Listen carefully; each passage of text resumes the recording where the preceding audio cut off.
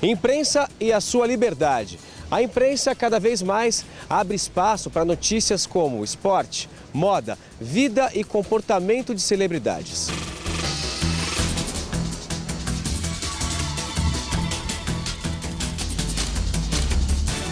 Provando assim, cada vez mais, que o jornalismo vem adaptando suas informações de acordo com o que se quer e não com o que são. Será mesmo?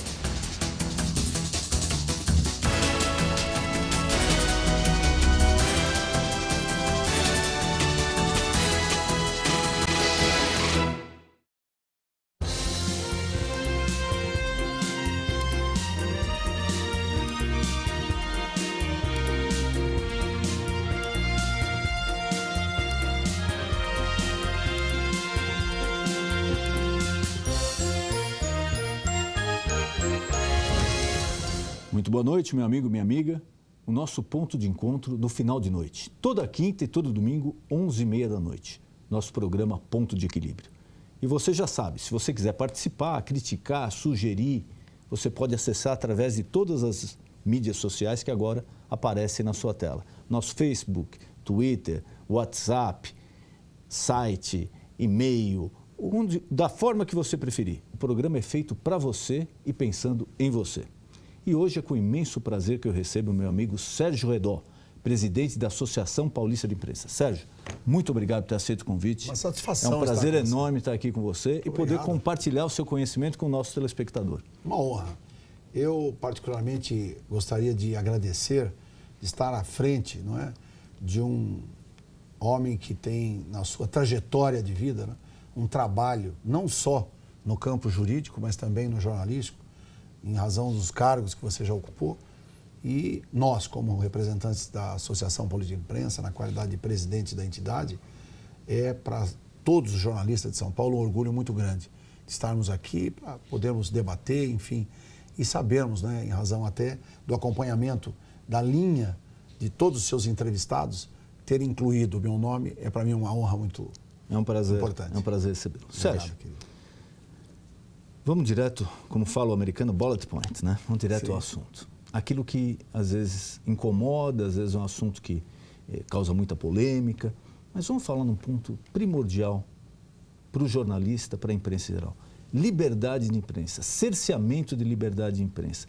Como anda o Brasil perante o mundo? Tem evoluído, não tem? Nós temos 100% de liberdade? Existe alguma restrição? Existe algum risco? Como está a imprensa no Brasil? Então, veja só, hoje, Denis, existe uma situação muito clara e evidente, principalmente na América Latina e na América Central.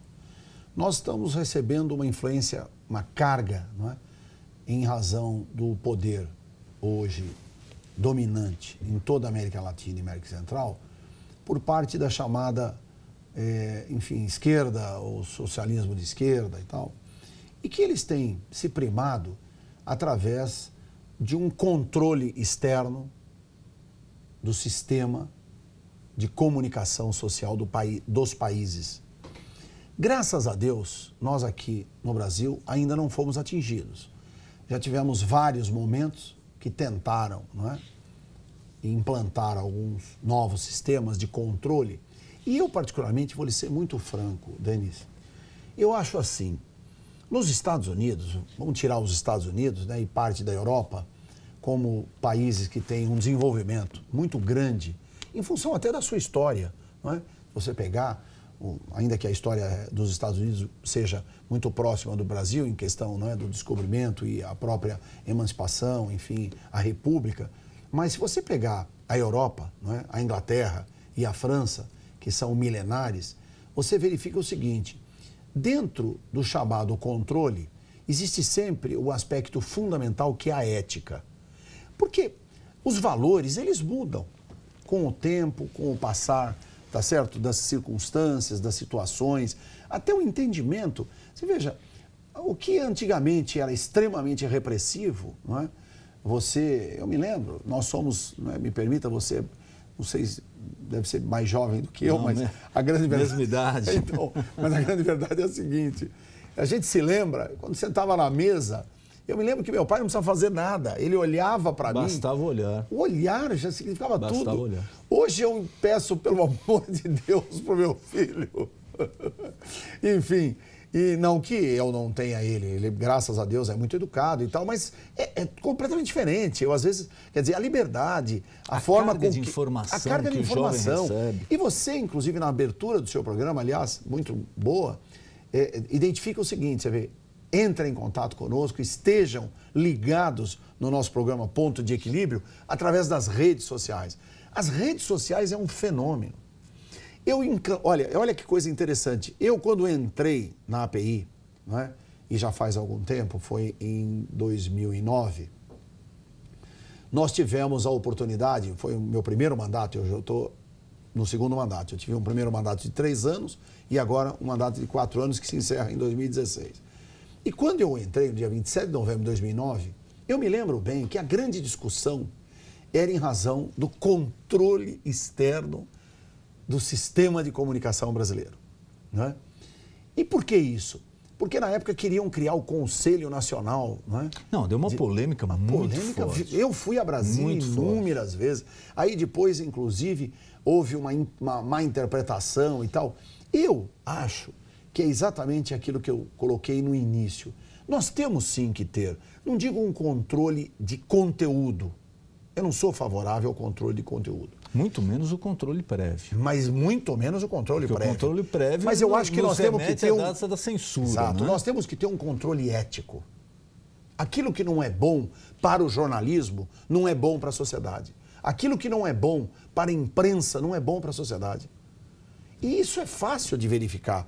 Veja só, os próprios produtores na área de publicidade, eles mesmos acharam, através do CONAR, que é o Conselho Nacional de Autorregulamentação da Comunicação Publicitária, na verdade, eles verificaram que há necessidade de ter esse controle. Por quê? Chegou-se, e nós somos dessa época, chegou-se a tentar vender produtos de forma, inclusive, com o chamado marketing de guerra, não é? Colocando criança e colocando não sei o quê, quer dizer, apelativos. E começou-se a verificar que num primeiro momento é importante, mas depois começa a prejudicar violentamente a cadeia sucessória da sociedade, desde o momento da sua produção até o consumo.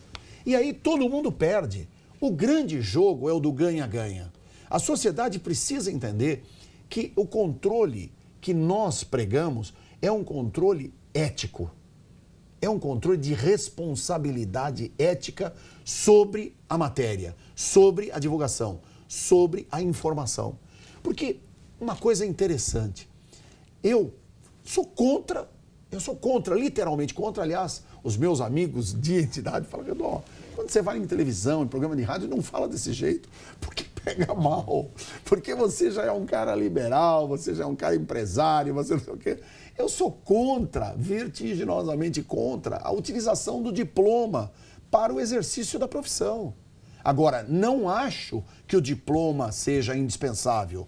O diploma é importantíssimo para o profissional, para a formação intelectual do profissional, para a formação cultural do profissional. Isso também gerou uma polêmica enorme. Então, mas veja só, os maiores jornalistas do mundo, todos, americanos, ingleses, franceses, italiano, russo, todos eles não têm diploma.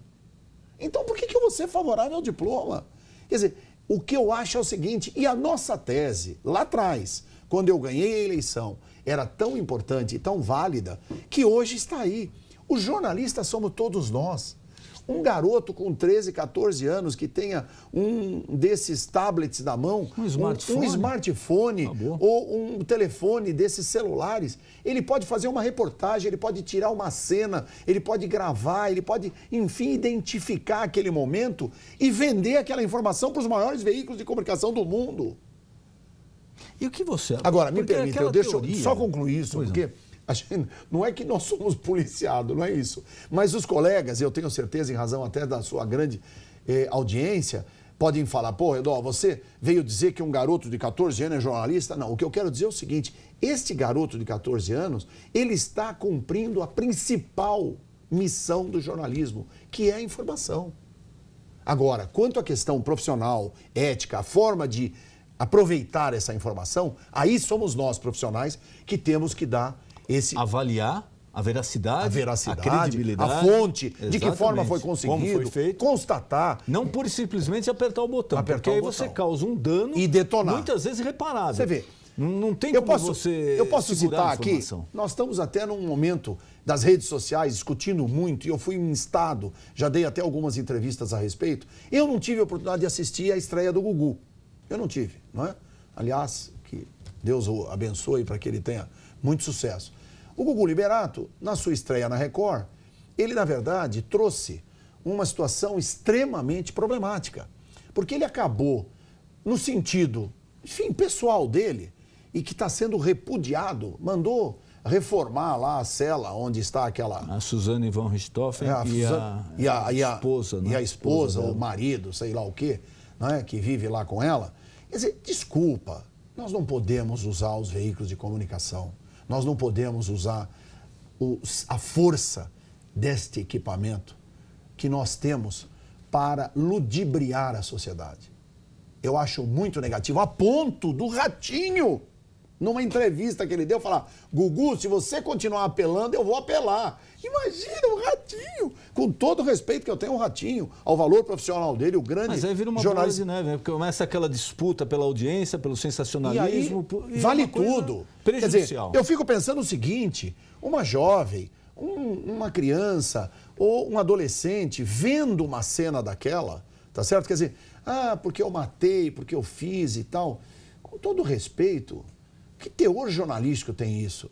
Quer dizer, se é entrevistado por um jornalista que tenha interesse, tá certo, de usar aquela informação jornalisticamente, tudo bem. Agora, você usar aquela informação puramente com a finalidade de ter audiência, quer dizer, eu acho, desculpa, mas nós temos que sim, nesses aspectos, ter controle. Isso tem que ter controle. Nós não podemos deixar com que as pessoas se deixem levar em função de uma informação extremamente equivocada. Mas agora eu vou te fazer uma pergunta. Pois não. Você falou que tem que ter o controle. Não vou falar se eu concordo ou não. Mas existe uma corrente muito forte que fala: não, mas já existe o controle. Porque se passar da linha, cabe o processo criminal contra o apresentador e o processo civil pecuniário contra a emissora que divulgou o programa. E já não é um controle? Não tem dúvida, mas veja só, eu quero até corrigir. O controle ético, não quero que ninguém vá controlar nada, nem tirar o programa do ar. Sim, nós estamos falando de controle ético. Mas eu quero dizer exatamente. O seguinte, isso que eu estou falando, isso que eu estou tendo coragem de falar no seu programa, Denis, e me permita até, no sentido de usar, não é? No mais elevado sentido, o interesse do jornalismo. Porque nós não podemos fazer com que o jornalismo sério, o jornalismo atuante, o jornalismo investigativo, não há problema. Isso que eu estou dizendo. Não, eu penso, se você quiser divulgar, tá certo, trabalhar em cima disso, eu mesmo. Eu, anteriormente, fiz uma matéria muito importante com aquele promotor de justiça, o José Carlos Blatt, do caso da favela naval em Diadema. E aí voltamos tudo, aquela história, aquela questão envolvendo a polícia militar, depois envolvendo lá o tráfico, envolvendo... E hoje melhorou e muito, graças àquele trabalho que foi sério. O que não foi da escola naval. O que não foi... destruiu a vida de uma família com denúncias infundadas, que a imprensa acabou divulgando de uma maneira leviana, sem se apurar. E a pessoa até hoje, eu vi recentemente entrevista desse senhor, um senhor japonês, oriental, a vida dele praticamente acabou financeiramente, emocionalmente. Não é escola, me permita, não é escola naval, é escola de base. Escola de base, desculpe, isso. Escola de base. E vou lhe falar por quê, doutor Denis. Porque o senhor, como é um grande advogado e sabe do que nós estamos falando, a grande questão é o seguinte: este cidadão, dono da escola de base, até hoje aguarda a indenização dele que não foi dada. Isso é um outro absurdo. Destruíram a vida, a família desse homem, por causa de um erro de um profissional da segurança pública, que na verdade teve aí sim as mãos de uma grande ministra, uma grande jurista, uma mulher voltada para os interesses do Poder Judiciário e do jurisdicionado, que foi a Helena Calmon. Veja só, o juiz de primeira instância condenou esse senhor, que eu não me lembro o nome dele, o educador, ele era educador da escola de base, lá na Aclimação. Aclimação, exatamente. Depois foi para o tribunal confirmou por unanimidade a condenação. E aí foi para a ministra Eliana Calmon. Ela pegou, eu acho que tinha uns 70, 80 volumes. 80 volumes. Ela leu processo íntegro, totalmente, caderno por caderno, e anulou o processo, dizendo que não havia nenhum resquício de prova concreta que identificasse a autoria por parte do educador em ter coisa que ele já falava desde abusado. O depoimento na delegacia. Não, mas e por que destruiu a vida dele? E por que destruiu a vida desse senhor? Porque é o seguinte, a família, eu sei porque ele esteve na OAB pedindo a nossa ajuda lá. Na época eu fazia parte da direção da OAB. E nós o ouvimos, tentamos, ajudamos, fomos atrás da procuradoria. Agora, o que ocorre? Na verdade, a mulher pediu clemência e outra, ele é de origem oriental. O oriental tem as raízes, não é, muito sólidas, muito fortes nas questões religiosas, nas questões morais, nas questões sociais. Ele implorou, ele pediu para a mulher, dizendo, eu nunca fiz nada nesse moço. E ele, na verdade, passou por pedófilo em frente e na situação da esposa e dos filhos. E depois foi, na verdade, absolvido, não é, plenamente, e o Estado ainda não o indenizou, quer dizer, o que é uma vergonha. Mas, na verdade, nós temos que verificar que a imprensa sempre livre, autônoma, independente, sem dúvida, é importantíssima, porque hoje nós estamos verificando tudo isso. Esse escândalo agora do Petrolão, têm aparecido. Os escândalos do Mensalão, o escândalo atinente ao metrô de São Paulo, que na verdade não foi aqui, não foi o nosso Poder Judiciário, não foi a nossa investigação que trouxe à tona toda a complexidade da questão do metrô. Veio tudo da Suíça, em função da Alstom e mais duas empresas, a Siemens. Então, a Siemens ter sido envolvida lá com problema de tráfico de influência, porque a grande verdade é a seguinte, todas as vezes que nós corrompemos o processo da cadeia produtiva, todo mundo perde. Não, o próprio escândalo da Petrobras, o começo foi onde? Na refinaria de Pasadena, nos Estados Unidos, que se achou um absurdo na época e hoje, infelizmente, se constata que aquilo não é nada perto do escândalo. Lá se falou, não, se pagou não sei quantos milhões, não é nada. 1%, não, lá é lá é uma brincadeirinha de 1 bilhão e 300 milhões de dólares. Uma passadinha. E hoje já estamos chegando a 40 bilhões de reais, ou seja, 17 bilhões de dólares. Quer dizer, então veja, Denis, a nossa situação, no que se diz respeito à liberdade de expressão, ao direito da informação, ao direito da comunicação, fundamentalmente, tem que ser respeitado, é soberano, livre, sempre livre. Então, para que não haja nenhuma má interpretação, a coerência é você ter sempre um controle ético. E como ele se dá? Eu, particularmente, quando assumi a presidência, que aliás criamos lá na OAB, uma comissão de estudos para a lei de imprensa. E por quê? Porque nós temos a Associação Paulista de Imprensa e tem um grande amigo seu, professor Ives Gandra da Silva Martins, que é já foi nosso convidado aqui, nós já tivemos a honra de fazer um programa com ele, participar. Um abraço, professor, um abraço, um beijo no coração do senhor. Um grande abraço ao professor Ives. Ele é o presidente do Conselho Superior da Associação Paulista de Imprensa. E, inclusive, particularmente que eu gostaria de fazer um convite no ar, para que ficasse registrado, e depois eu vou pedir ao meu querido amigo José Gentalha, para que ele o acompanhe, aliás, um amigo de muitos anos, a quem eu respeito muito também, nosso colega, né, jornalista, atuante, e nós temos a oportunidade de fazer com que ambos, porque o Gentalha eu já convidei há muito tempo, ele fala, não, Eduardo, pode deixar que eu vou me inscrever, eu vou fazer o quê, mas antes tem que se associar à API, né, e depois fazer parte. Eu faço questão que você faça parte da nossa direção, porque nós precisamos de gente como você, pessoas que estão interessadas a elucidar, a trazer informação, a boa informação, a informação séria, não aquela que é jogada pura e simplesmente com o condão de ter o louvor das pessoas em aumentar em 2, 3, 4, 5 pontos a audiência e ter mais faturamento. Eu queria deixar muito claro o seguinte aqui. Quem financia a baixaria é contra a democracia. Isso é fundamental. Um ponto que a gente cerca, mas ela já nasceu livre e já ouvi várias teses sobre o assunto. Mas com o advento da internet, Sim. Hoje em dia o que acontece? Alguém fala alguma coisa em um blog, em um site, uma mensagem perdida, largada. Infelizmente, eu presenciei um caso recente agora de sites, que até então eu tinha como sites Sim. sérios. Pura e simplesmente, como a gente falou, apertou o botão, reproduziu.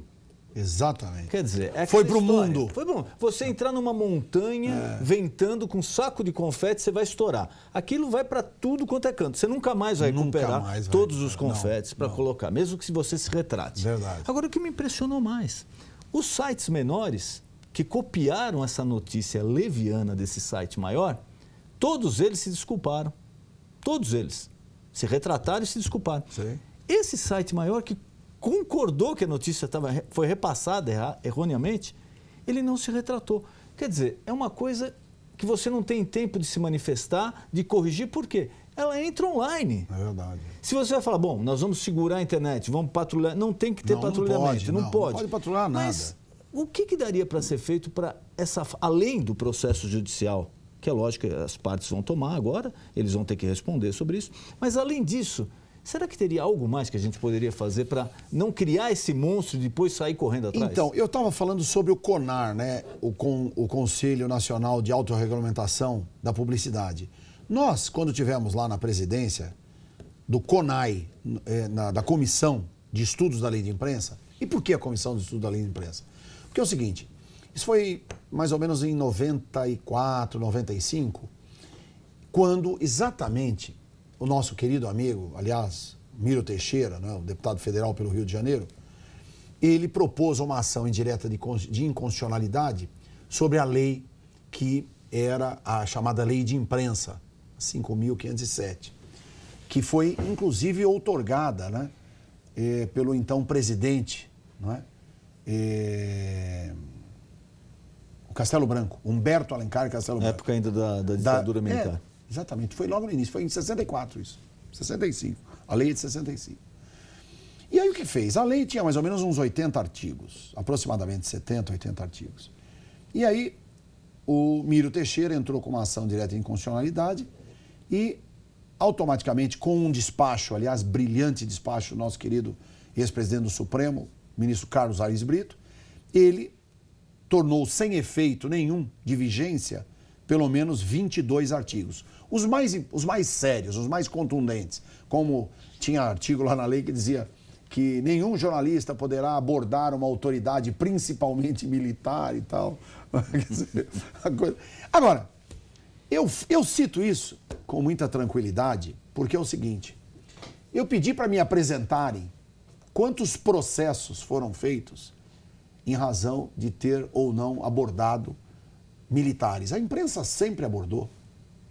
Tinha até aquele ministro Falcão, Armando Falcão, nada a declarar. Quando alguém encostava, ministro, nada a declarar. Era o jargão dele. Não, aqui, você lembra do general Newton Cruz? Ele era abordado a toda hora. General Newton Cruz. Muitas vezes perdia a paciência com o jornalismo, mas falava. Exatamente. Não se recusava a falar. Então, veja, o que ocorre? Eu não sou favorável a esse cerceamento estabelecido pela lei de imprensa. Só que hoje é o seguinte, meu querido Denis Munhoz, hoje nós não temos lei nenhuma. Hoje, se você for ofendido, você vai depender da boa vontade de um magistrado. Se o magistrado entender que a sua ofensa não foi ofensa, não existe ofensa. Porque você não tem direito de resposta.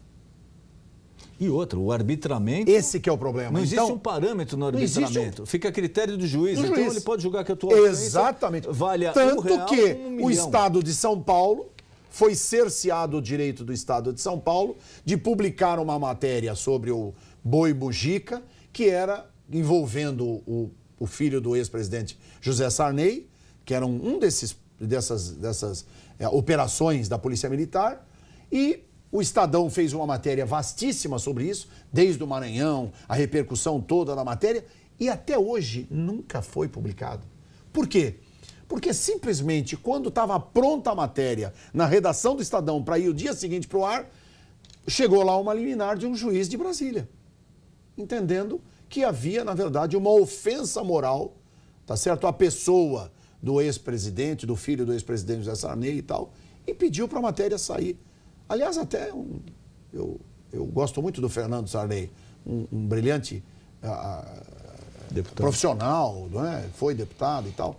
Quer dizer, então, eu quero que fique muito claro, nós não estamos falando aqui de pessoas, tá certo? Eu estou citando o nome do José Sarney, que era para não ficar aquela entrevista de que você fala aquele caso, daquele coisa. Não, você tem que citar, não é? Nós estamos falando com seriedade. Quer dizer, nós queremos que, na verdade, isso nunca mais repita.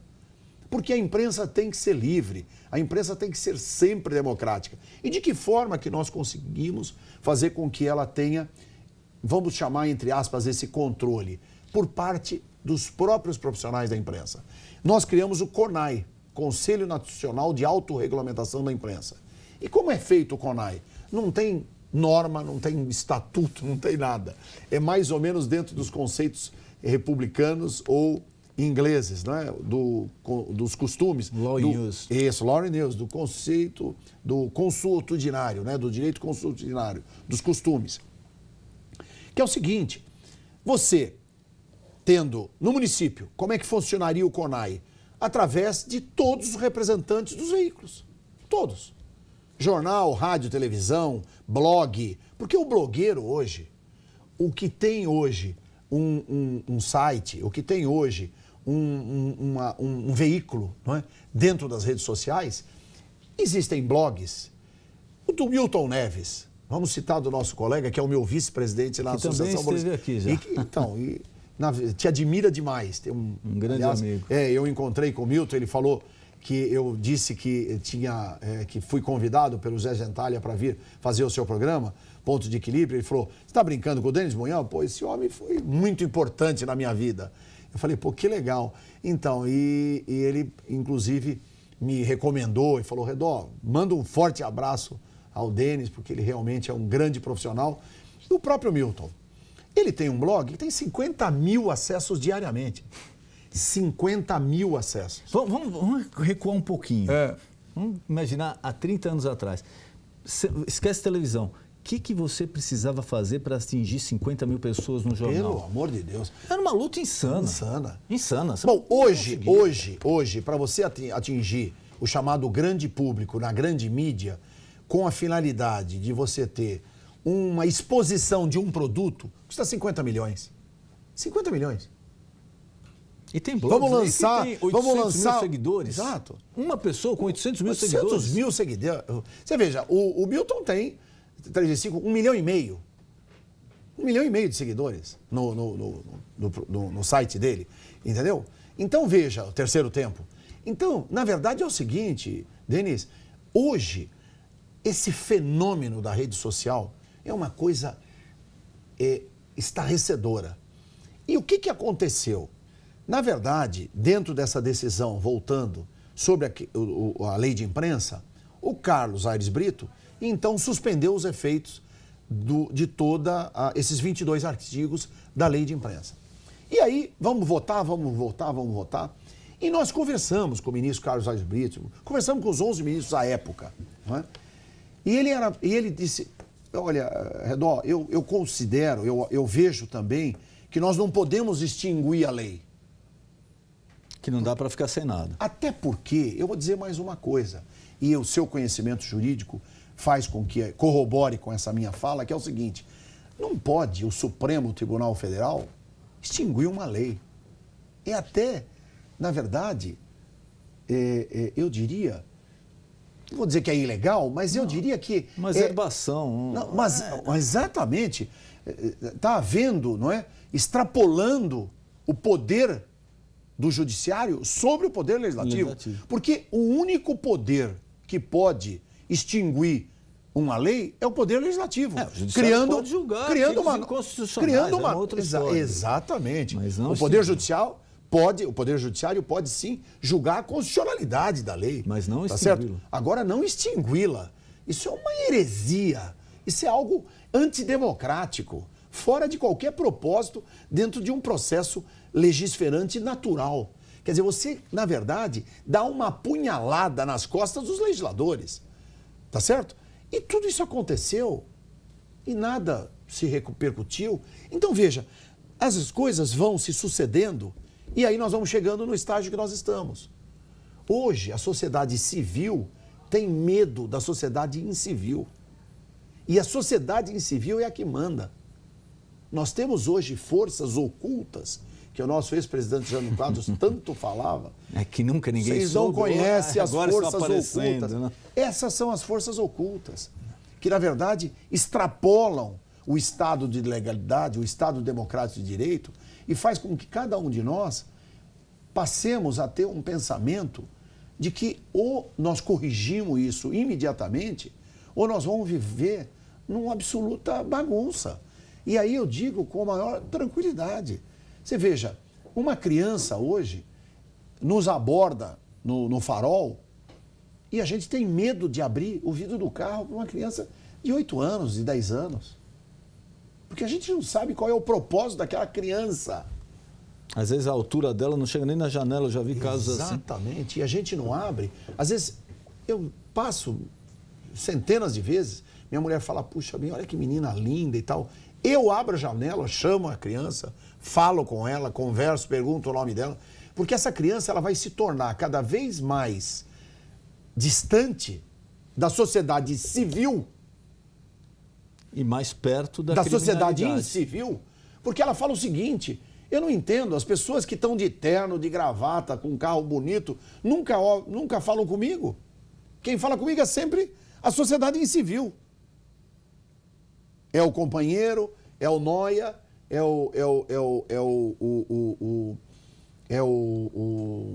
O agenciador. o agenciador, criança, é o mula, ladrão. é aquele que leva.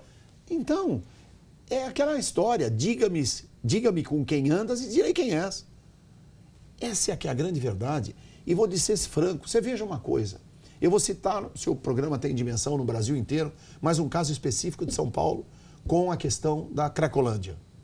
Não existe mais Cracolândia lá onde era a Cracolândia, ali naquele centro velho de São Paulo, ali perto da Estação da Luz.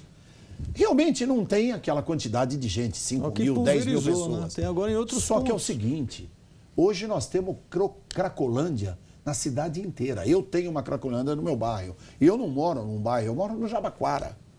Nós temos lá embaixo da ponte da Bandeirantes, que vai para Imigrantes, ali, passem a noite lá e verifiquem.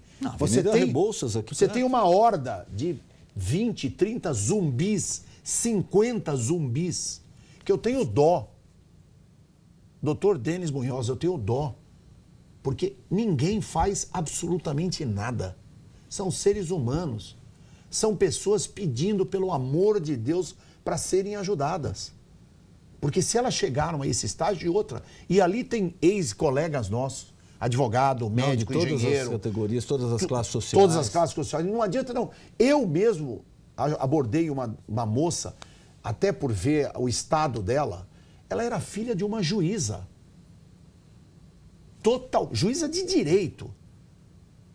Totalmente envolvida com cocaína, com droga, com crack, louca, completamente desvairada.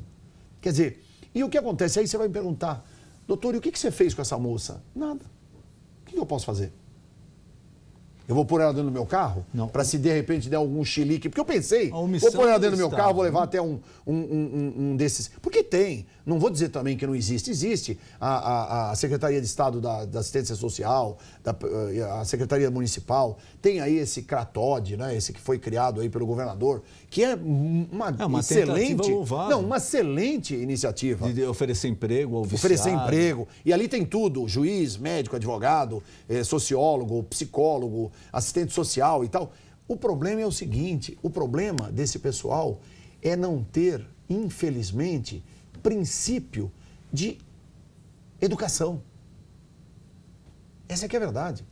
Se eles têm educação na área profissional, como eu disse, advogado, médico e tal, eles não têm a educação na área familiar. Falta a eles família, falta a ele princípio. Os caras já estão dentro do fundo do poço. E a gente precisa alçar essas pessoas. Nosso papo aqui está muito agradável. Infelizmente, nosso programa está acabando. Eu queria te agradecer mais uma vez por você ter aceito o nosso convite. E queria alguma coisa que eu não perguntei, algo que você queira falar, fica à vontade com os nossos telespectadores aqui. Bom, em primeiro lugar, reiterar, meu querido amigo, Dr. Denis Munhoz, de estar aqui no seu programa Ponto de Equilíbrio. É, sem sombra de dúvida, uma satisfação, um prazer. Quero que você, a partir de agora, passe a integrar a diretoria da Associação Paulista de Imprensa, juntamente com os nossos colegas. E eu vou passar às suas mãos o nosso jornal, não é? Jornal da Associação Paulista de Imprensa. Esse jornal que você está vendo agora, exatamente, é o Jornal da Associação Paulista de Empresas. Eu recebo aqui com muita satisfação do presidente entregue aqui a mim. Muito obrigado. E integrar com o nosso time, inclusive seu grande amigo, nosso querido professor Ives Ganda da Silva Martins, e tantos outros, né? Milton Neves, Marcelo Rezende, o Celso Russomano, o nosso querido Major Olímpio, enfim, grandes valores, não é? Do nosso jornalismo que está conosco, e eu quero que você venha fazer parte desse time. E eu quero deixar muito claro o seguinte: esse é o maior e melhor país para se viver.